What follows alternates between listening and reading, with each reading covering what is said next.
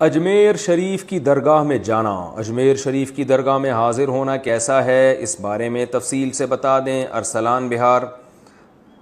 دیکھیں، یہ بزرگوں کی قبر پہ جانا صرف آخرت کی یاد تازہ کرنے کے لیے یا میت کے لیے دعا کرنے کے لیے اس نیت سے جانا جائز ہے، اس کے علاوہ کسی بھی نیت سے جانا جائز نہیں۔ آج کل جو یہ مزار بنے ہوئے ہیں انڈیا اور پاکستان میں، ان میں بہت ساری خرافات ہوتی ہیں، اس لیے ان مزاروں پہ جانے کو ہم ناجائز ہی کہتے ہیں۔ اس کی وجہ یہی ہے کہ اس سے بدعتیوں کی تائید ہوتی ہے، اور جو کچھ دھوم دھڑکا وہاں پہ ہو رہا ہے سب کو پتہ ہے۔ رسول اللہ صلی اللہ علیہ وسلم نے ارشاد فرمایا کہ اللہ یہود و نصارہ پہ لعنت کرے، وہ انبیاء کے دنیا سے جانے کے بعد ان کی قبروں کو میلہ گاہ بنا لیا کرتے تھے، عید گاہ، جیسے عید پہ میلے ٹھیلے ہوتے ہیں۔ تو اور آپ صلی اللہ علیہ وسلم نے یہ بھی فرمایا کہ میری قبر کو اللہ اس سے میری حفاظت فرمائے۔ تو قبر پہ میلے ٹھیلے اور اس طرح کا کراؤڈ جو ہے یہ شریعت میں پسندیدہ نہیں ہے۔ تو اور جتنے بھی بڑے بڑے اکابر بزرگ ہیں، بہت سارے جو صوفیہ کرام تھے، اور ان کی قبروں کا بڑا برا حشر کیا ہوا ہے بدعتیوں نے۔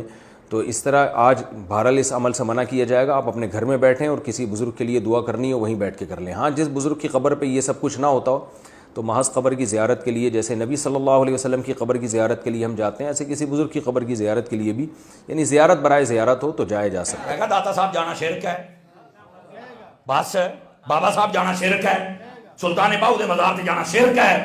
میں کہا پتر کوئی نہیں، بندہ اپنے وڈکیاں تے ہی جاندا ہے۔ تو جیسا شیطان کا عقیدہ تھا ویسا اس کی جماعت کا ہے۔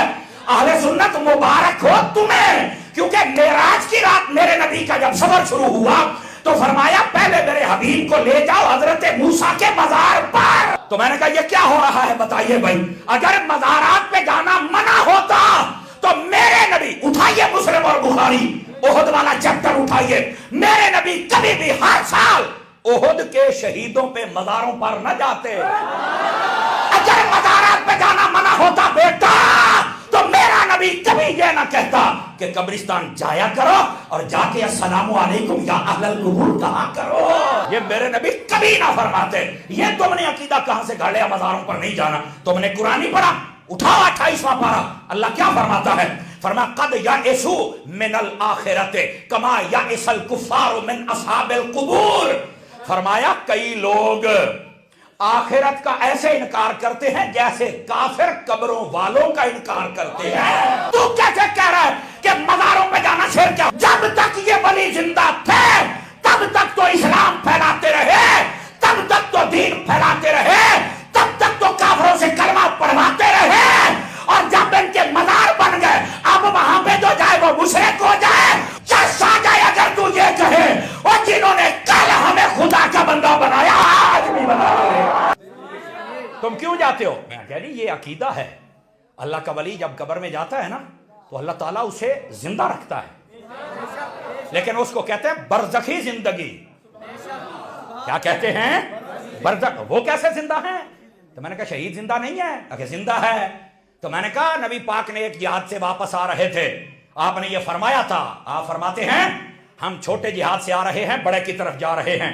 پوچھا گیا یا رسول اللہ یہ چھوٹا جہاد ہے جس میں تلواریں چلی، جس میں بازو کٹے، جس میں گردنیں کٹی، جس میں لوگ شہید ہوئے؟ فرمایا ہاں یہ چھوٹا ہے۔ فرمایا اس سے بڑا کون سا ہے؟ فرمایا جب بندہ اپنے نفس پر تلوار کو چلاتا ہے، اپنی آنکھ کے ساتھ جہاد کرتا ہے، یہ نفس کہتا ہے گناہ کر، ہم کہتے ہیں نہیں کریں گے، نفس کہتا ہے قتل کر، ہم کہتے ہیں نہیں کریں گے، یہ نفس کہتا ہے نمازیں چھوڑ، ہم کہتے ہیں نہیں چھوڑیں گے۔ فرمایا جب اپنے اندر کے کتے کے نال لڑنا ہے نا یہ بڑا جہاد ہے۔ اور میں نے کہا جو چھوٹے جہاد میں دنیا چھوڑ جائے اور رب اسے نہیں مرنے دیتا، جو بڑے جہاد میں مر جائے وہ ولی کیسے بول رہا ہے؟ وہ جی تم مزاروں پہ جاتے ہو تو وہ تو مر نہیں گئے ہیں۔ میں کہا یار یہ تو تین دسیا ہے بھی انہاں کیتا بڑا جہاد، موت دا ذائقہ ضرور چکھیا ہے، ذائقہ سارے ہی چکھنا ہے، ذائقہ ہوندا اونی دیر تائیں ہے جنی دیر تک بندہ قبر چ نہیں جاندا۔ قبر چ جان دی ٹھیلے موت ہونی اپنے گھر تے اہیں اپنے گھر۔ او بھائی اعلی حضرت صاحب نے فتاوی رضیہ میں یہ حدیث لکھی، کئی جگہ پہ لکھے، فرمایا انما خلقتم للابد، فرمایا تم ہمیشہ ہمیشہ کے لیے پیدا کیے گئے ہو۔ کہ مطلب ہے دا تو ترجمہ سمجھ آ جائے تو آج تو بعد سنیت والی لائن چو تسی نکل نہیں سکتے، میں پورے یقین نال کہنا حضور دا فیضان ہے، حضور دی حدیث ہے، یہ ساڈا کوئی کمال نہیں ہے۔ وہ کیسے؟ صوفیہ فرماتے ہیں اس کا مطلب کیا ہے کہ تمہیں ہمیشہ کے لیے پیدا کیا گیا؟